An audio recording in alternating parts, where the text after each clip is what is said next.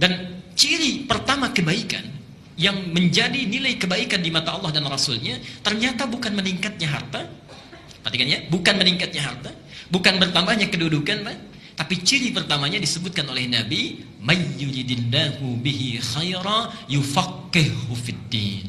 Siapa yang diinginkan oleh Allah untuk berubah menjadi orang yang lebih baik dalam pandangan Allah dan Rasulnya, ciri pertamanya yufaqihuhu fiddin, maka Allah akan pahamkan dia mengenai urusan agamanya. Allah akan berikan dorongan, dimotivasi agar dia mau belajar tentang urusan agamanya. Subhanallah. Jadi, kalau misalnya antum ini para ayah ya, misal bertambah harta, itu belum tentu baik kalau kita jauh dari Allah. Bertambah meningkat kedudukan, ibu punya suami ya, promosi jabatan suaminya, meningkat kedudukannya, tapi semakin jauh dari Allah. Salatnya tertinggalkan, tidak konsisten lagi ibadahnya, baik ya, Jumatnya jadi terlambat, itu belum tentu tanda kebaikan. Tapi ketika Allah menginginkan seorang jadi baik, dipahamkan dia mengenai urusan agamanya. Dia paham yang halal dan yang haram. Dia mengerti yang sunnah dengan yang bid'ah. Dia mengerti apa yang harus dikerjakan, apa yang harus ditinggalkan. Dengan itu dia tinggalkan yang haram, dia kerjakan yang baik. Orang seperti ini kata Allah, sekalipun dia meninggalkan yang menguntungkan dalam urusan dunia, antum bekerja ada hal banyak ribanya, mendapatkan pekerjaan lain, pindah. Dengan pekerjaan itu lebih dekat dengan Allah, maka Allah akan berikan janjinya. Diganti oleh Allah dengan yang lebih baik lagi. Ya. Bahkan kalau berhijrah, betul-betul kuat niatnya, subhanallah. Bapak misalnya Pak punya pekerjaan ya, di kantor gajinya misalnya sebulan 10 juta, tapi sholatnya terlambat. Dengan sebulan gajinya 1 juta, tapi sholatnya lancar. Pilih yang mana? Saya tahu akan pilih 10 juta sholat lancar gitu ya. Cuma dua aja pilihannya. Baik ya. Orang yang masih belum ada pancaran rahmat Allah, dia akan kejar dunia 10 juta, yang penting masih bisa sholat. Ya? Tapi orang-orang yang mendapatkan bimbingan Allah, subhanallah, dia pindah hijrah. Perhatikan ketika dia berhijrah, diberikan jaminan oleh Allah surah keempat, An-Nisa ayat yang ke-100.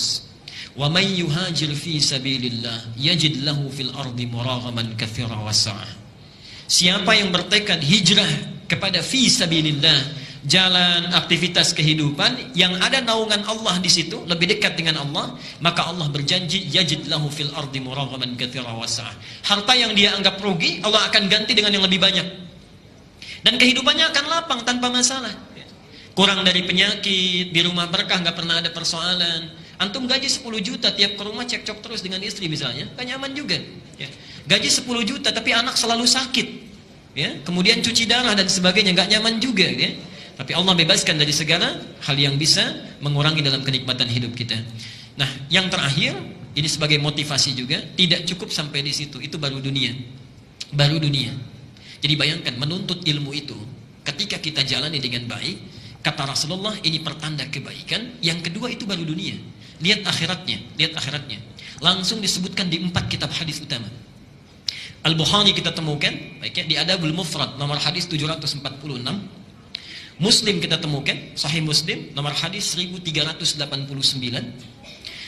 Di At-Tirmidzi, Al-Jami' As-Sahih ya, Al-Jami' As-Sahih atau Sunan At-Tirmidzi, nomor hadis 2682. Dan yang terakhir di Ibnu Majah, ini yang paling lengkap, nomor hadis 219. Perhatikan kalimatnya. Man salaka tariqan yaltamisu fihi ilman sahhalallahu lahu tariqan ilal jannah. Subhanallah. Siapa yang menyiapkan dirinya, berangkat dari tempat dia tinggal, menuju satu tempat untuk belajar dari sebagian tuntunan agamanya, sekalipun hanya sedikit saja, maka Allah akan ringankan, mudahkan langkahnya menuju surga. Sahhalallahu lahu tariqan ilal jannah. Ibu dan bapak sekalian, saya tidak henti-hentinya mengingatkan, hadis ini diambil oleh seseorang yang menempuh jalan dari Madinah ke Syam. Syam di Syria, yang jaraknya kalau pakai bis itu sehari semalam. Ini beliau berjalan, tadinya pakai kendaraan, dalam riwayat disebutkan unta, tengah jalan berjalan kaki. Bayangkan, jalan kaki itu dari Madinah sampai dengan Syria hanya untuk mendapatkan satu hadis ini saja. Sampai di tempat yang dituju, ditanya oleh sahibul hadisnya, yang punya hadis, "Indaka haja ukhra?" Anda tidak punya keperluan lain? Apa jawabannya? La faqat uridul hadis. Tidak, saya hanya menginginkan satu hadis yang saya dengar orang lain tidak memilikinya kecuali Anda saja. Jalan kaki hanya untuk mendapatkan hadis. disebutkanlah hadis yang tadi.